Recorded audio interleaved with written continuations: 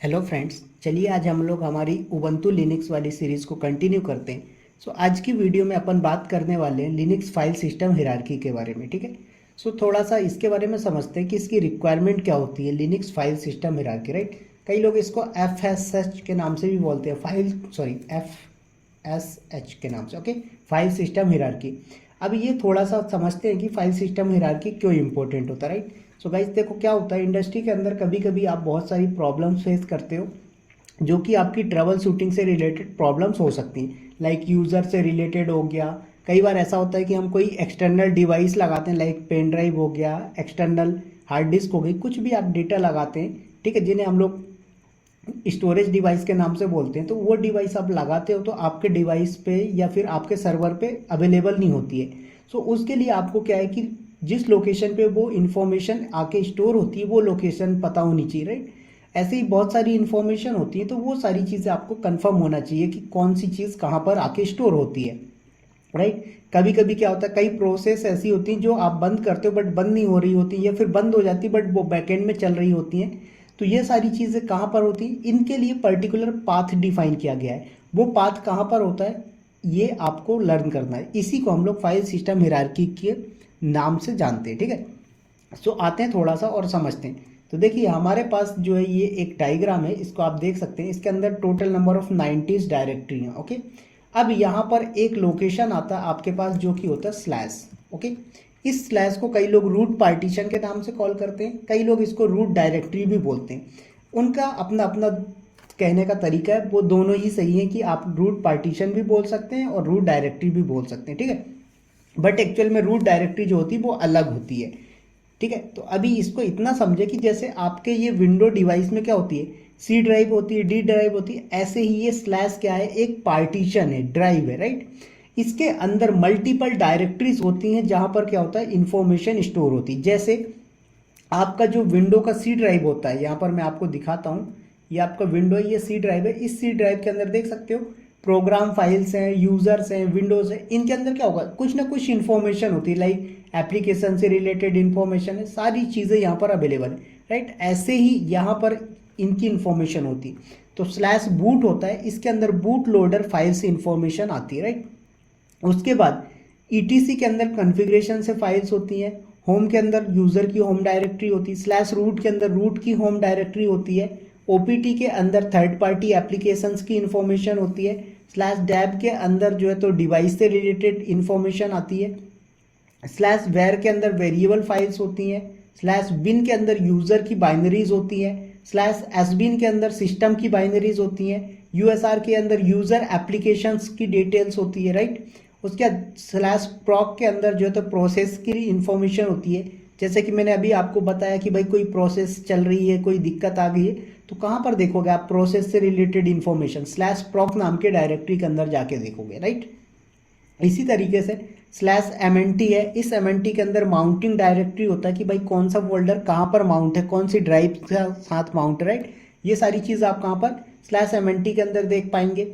Slash सिस के अंदर क्या होता है, वर्चुअल फाइल सिस्टम अवेलेबल होता है। स्लैश मीडिया के अंदर रिमूवेबल डिवाइस होती है, लाइक जैसे मैंने बताया पेन ड्राइव हो गया, आपका मोबाइल फ़ोन कनेक्ट करते हैं आप, ये सारी क्या चीज़ होती है, रिमूवेबल डिवाइस होती है। तो ये आपका कहाँ स्लैश मीडिया के अंदर आएगा। स्लैश रन के अंदर क्या होता है, टेम्परेरी फाइल सिस्टम होता है। उसके बाद टीएमपी के अंदर क्या होता है, टेम्परेरी फाइल्स होती हैं। राइट, लिब के अंदर लाइब्रेरीज होती हैं सिस्टम से रिलेटेड। एसआरबी के अंदर सर्विस डेटा होता है। इसी तरीके से लोस्ट प्लस फाउंड करके होता है एक रिकवरी ब्रोकन फाइल। तो ये क्या होता है, इस तरह की पूरी इंफॉर्मेशन पर्टिकुलर किसी न किसी डायरेक्टरी के अंदर जाके स्टोर करवाते। राइट, तो अगर आपको जिससे रिलेटेड इन्फॉर्मेशन चाहिए या फिर जिससे रिलेटेड आपको ट्रबल शूटिंग करना, पहले आपको उस फोल्डर के अंदर जाना पड़ेगा और फिर वहां पर पहुंचकर आप जो है तो डिटेल देख सकते हैं। राइट, बूट लोडर फाइल्स क्या होती हैं, जब आपका सिस्टम पहली बार ऑन होता है तो वो बूटिंग करता है। राइट, बहुत सारी प्रोसेस आपको मैं बाद में डिस्कस करूंगा जब आप लोग हाई लेवल पे आ जाएंगे। अभी आपको सिर्फ इतना समझना है कि स्लैश नाम का एक लोकेशन होता है जो कि रूट पार्टीशन के नाम से जाना जाता है। इसके अंदर मल्टीपल डायरेक्टरीज होती हैं, वो सारी डायरेक्टरीज ये हैं जो नाम लिखे हुए हैं, बूट, ईटीसी, होम। राइट, तो ये सारी चीज़ें, इनके अंदर जाने के लिए हमें यूज़ करना पड़ेगा सीडी कमांड।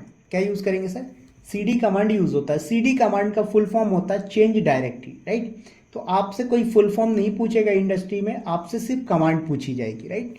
तो चलिए आते हैं थोड़ा सा और मैं दिखाता हूँ। तो ये मेरा उबंटू का मशीन है, राइट।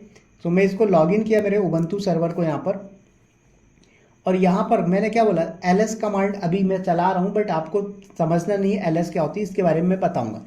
मैंने इसको किया तो यहाँ पर देख सकते हैं आप, /bin हो गया, बूट हो गया, डैब हो गया, etc हो गया, होम हो गया, lib64, lost plus found, right, media, mnt, opt, proc, root, run, sbin, usr, var, ये सारी इंफॉर्मेशन यहाँ पर अवेलेबल है। इनके अंदर जाओगे, लाइक आपने ls किया किसको, होम को, तो यहाँ पर आपको दिखाएगा कि भाई होम के अंदर क्या क्या डेटा है, राइट। ये कैसे देखते हैं अभी सारी चीज़ें अपन आगे बात करेंगे, बस इतना पता होना चाहिए कि आपका ये जो है कहाँ पर स्टोर होता है, /होम के अंदर, सॉरी होम बोल रहा हूँ, /पार्टीशन के अंदर होता है।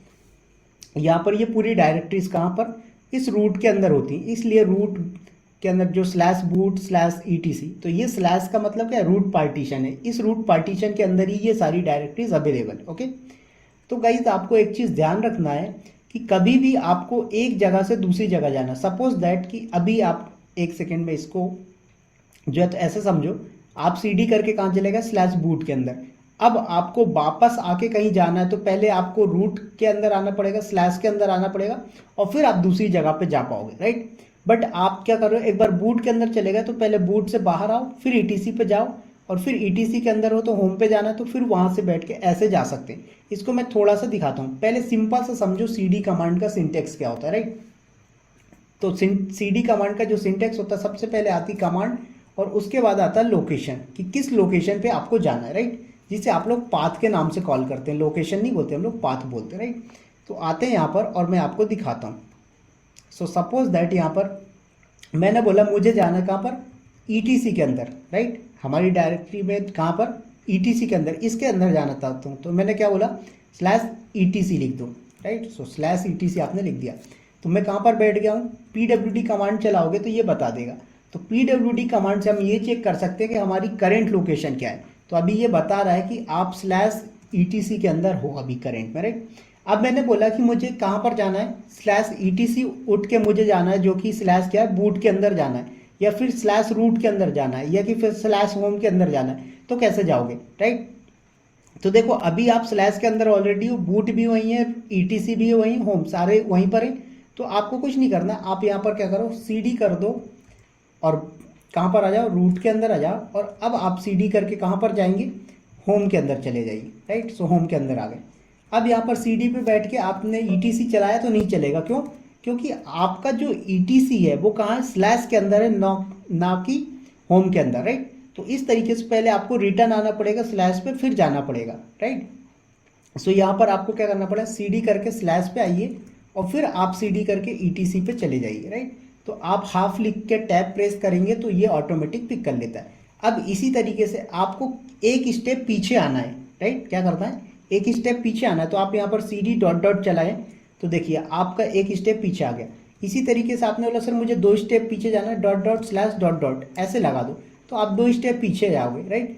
अब यहाँ पर आपको यूजर की होम डायरेक्टरी पे जाना है। कहाँ जाना है सर, यूजर की होम डायरेक्टरी पे। तो जब भी आपको यूजर की होम डायरेक्टरी पे जाना होगा तो आपको क्या करना होगा, cd कमांड ओनली टाइप कर दो तो आप यूजर की होम डायरेक्टरी पे पहुंच जाओगे। देखो तो यहाँ पर आप pwd करोगे तो ये रूट यूजर से आप लॉगिन हो, तो रूट यूजर की होम डायरेक्टरी ये होती है, तो ये आप यहाँ पर पहुंच गए। अगर आप किसी अदर यूजर से लॉगिन होते तो उस यूजर की होम डायरेक्टरी कुछ और होती, तो वो आपको उस लोकेशन पे लेके चला जाता, राइट। इसी तरीके से आप दूसरे तरीके से भी जा सकते हो। लाइक आपने बोला सर मैं etc के अंदर हूँ, अब मैंने बोला मुझे होम डायरेक्टरी पे जाना, कुछ नहीं, cd और उसके बाद ये सिंबल लगा दो आप, तो इससे आप कहाँ पर आ गए, आप देखोगे तो अभी भी आप होम डायरेक्टरी पे आ चुके हैं। तो इस तरीके से आप जो है तो cd कमांड का यूज करके एक लोकेशन से दूसरे लोकेशन पे मूव हो सकते हैं। समझ में आया। सो गाइज ये ओनली cd कमांड था हमारा और pwd कमांड। सिर्फ pwd कमांड से आप प्रिंट वर्किंग डायरेक्टरी या प्रेजेंट वर्किंग डायरेक्टरी को लिस्ट कर सकते हो। मतलब आपका करंट डायरेक्टरी का लोकेशन क्या है वो चीज़ चेक करने के लिए आप pwd कमांड चलाते हैं। लोकेशन चेंज करने के लिए आप cd कमांड का यूज़ कर सकते हो। एक पाथ से दूसरे पाथ पे जाना है, एक फोल्डर से दूसरे फोल्डर पे जाना है, तो हम लोग cd कमांड का यूज़ कर सकते हैं, right. So guys I hope कि आप लोगों को लिनक्स का फाइल सिस्टम हायरार्की और CD कमांड समझ में आया होगा। सो गाइज अगर वीडियो अच्छी लगे तो प्लीज़ वीडियो को लाइक शेयर सब्सक्राइब करिएगा। मिलते हैं बहुत ही जल्दी नेक्स्ट वीडियो में। नेक्स्ट वीडियो होगा हमारा LS कमांड के ऊपर। Okay, so guys bye bye, take care, good night to all of you.